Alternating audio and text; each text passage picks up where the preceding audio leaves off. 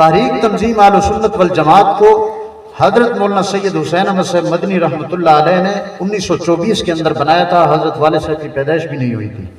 1924 کے اندر امرتسر کے اندر یہ جماعت بنی تھی. 2-4 لوگوں کے اندر بیٹھ کر اس کا وجود بنایا تھا. پاکستان بن گیا. پاکستان کے بعد جامپور میں آئے.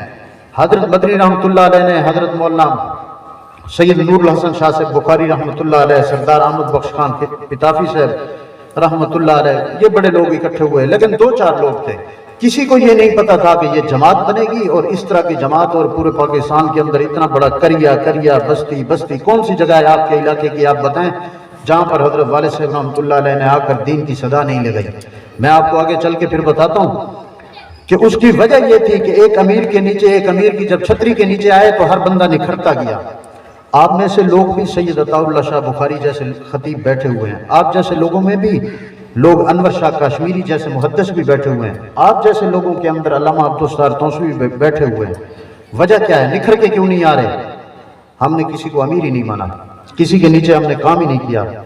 شیخ العرب والعجم جسے کہتے ہو وہ بھی سید نور الحسن شاہ صاحب بخاری رحمۃ اللہ علیہ کے نیچے کام کرتا رہا. جس کو خطیب یورپ و ایشیا مولانا ضیاء القاسمی کہتے ہو حضرت والد صاحب رحمۃ اللہ علیہ کے نیچے کام کرتا رہا.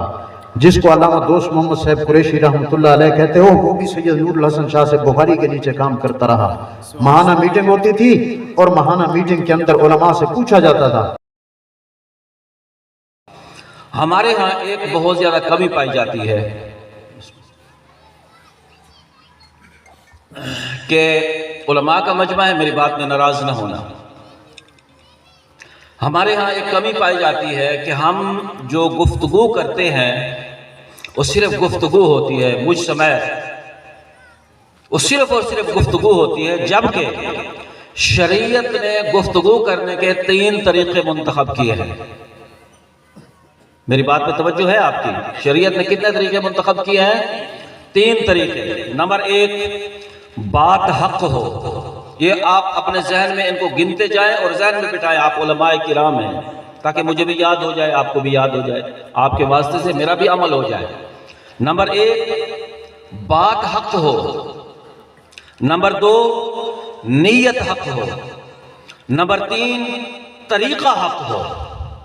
بات حق ہو، نیت حق ہو، طریقہ حق ہو. اگر ہم درس قرآن دے رہے ہیں یا کہیں پر کوئی ہم بیان کر رہے ہیں تو اس بیان کے اندر یا اس درس قرآن کے اندر ان 3 شرائط کا پایا جانا ضروری ہے. یہ شریعت نے لاگو فرمائی ہے. کون کون سی ہے؟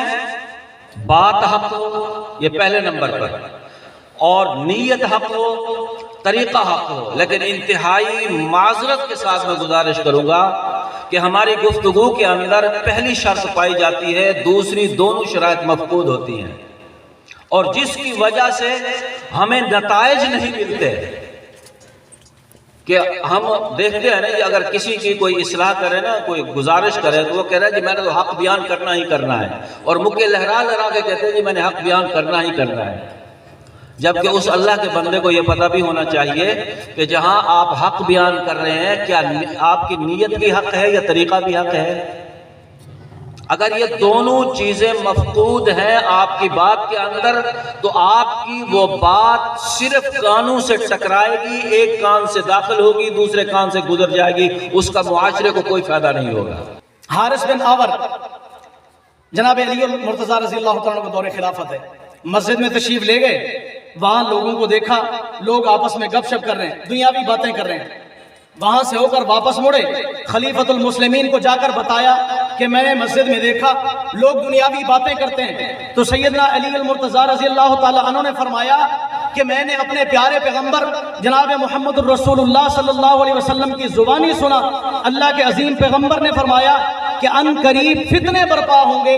حضرت علی فرماتے ہیں میں نے عرض کیا اللہ کے رسول پھر ان فتنوں سے بچنے کا طریقہ کار کیا ہوگا؟ تو اللہ کے نبی صلی اللہ علیہ وسلم نے فرمایا کہ فتنوں سے بچنے کا طریقہ صرف کتاب اللہ کے ساتھ تعلق ہے. تم کتاب اللہ کے ساتھ تعلق کو جوڑ لو، تم تمام فتنوں کا مقابلہ کر سکو گے.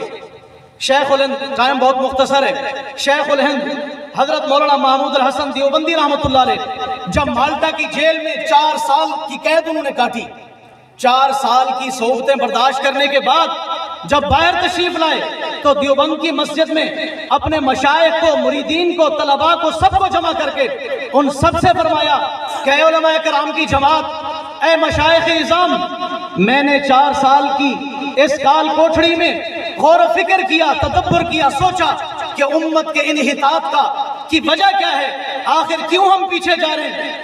तो शेख फरमाते हैं, शेख उल हिंद मुफ्ती महमूद अल हसन रहमतुल्लाह अलैह, कि मैं गौर व फिक्र के बाद इस नतीजे पर पहुंचा कि हमारी नाकामी की सिर्फ वजह कुरान मुकद्दस को छोड़ना है।